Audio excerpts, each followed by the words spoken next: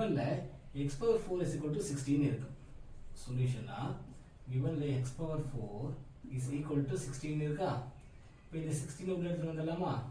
எடுத்து வந்தா x power 4 minus 16 equal to 0 அப்படின்னு ஆயிடும் இல்லையா? ஸோ இது என்ன சிம்பிளிஃபை பண்ணுறேன், x square the whole square minus 4 square equal to 0 அப்படின்னு எழுதலாம். because of 4 square is 16, minus is minus, x square whole square is x power 4. இப்போ இது என்ன ஃபார்மேட்ல இருக்கு, இது வந்தா a square minus b square ஃபார்மேட்ல இருக்கு. a square minus b square ஃபார்மேட்ல இருக்கு. அதோட result a plus b into a minus b அப்படிங்கிறது ஒரு அல்ஜிப்ராய்க் ஐடென்டிட்டி.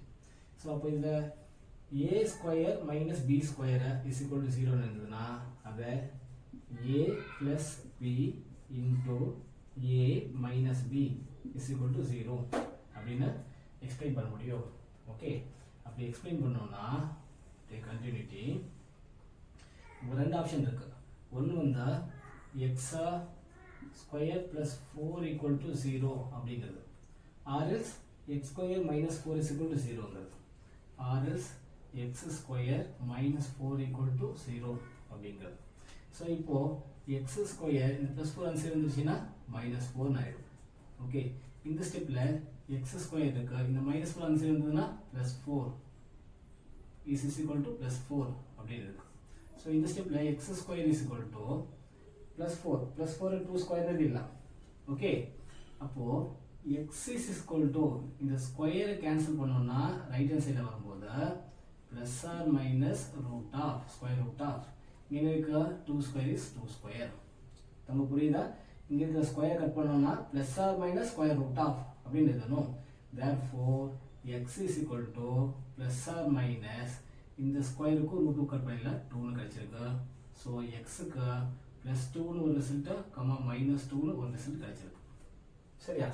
இந்த பார்ட் சால்வ் பண்ணும்போது நமக்கு எக்ஸ்க்கு பிளஸ் 2 ஆர் மைனஸ் 2 அப்படின்னு சொல்லி கிடைச்சிருக்கு. ரைட், இப்போ இந்த சைடு சால்வ் பண்ணலாம்.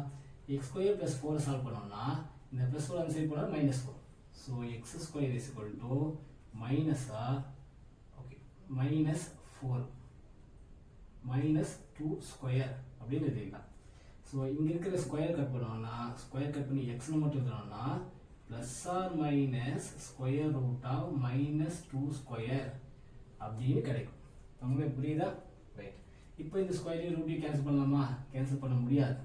ஏன் கேன்சல் பண்ண முடியாதுன்னா ரூட்டுக்குள்ள இந்த ரூட்டுக்குள்ள நெகட்டிவ் வேல்யூ வரும்போது நம்மளால கேன்சல் பண்ண முடியாது. ஸோ இந்த டேர்ம் இருக்கு இல்லையா, இதை நம்ம என்ன எழுதுறோம்னா இமேஜினரி ரூட்ஸ் அப்படின்னு எழுதுறோம். ஓகே, எது இமேஜினரி ரூட்ஸா? இந்த ஸ்கொயர் ரூட்டுக்குள்ள நெகட்டிவ் வேல்யூ வந்ததுன்னா அது இமேஜினரி ரூட். டைரக்டா எக்ஸுக்கு வேல்யூஸ் கிடைச்சதுன்னா ரியல் நம்பர்ஸ்ல வேல்யூ கிடைச்சதுன்னா அது வந்து ரியல் ரூட்ஸ்.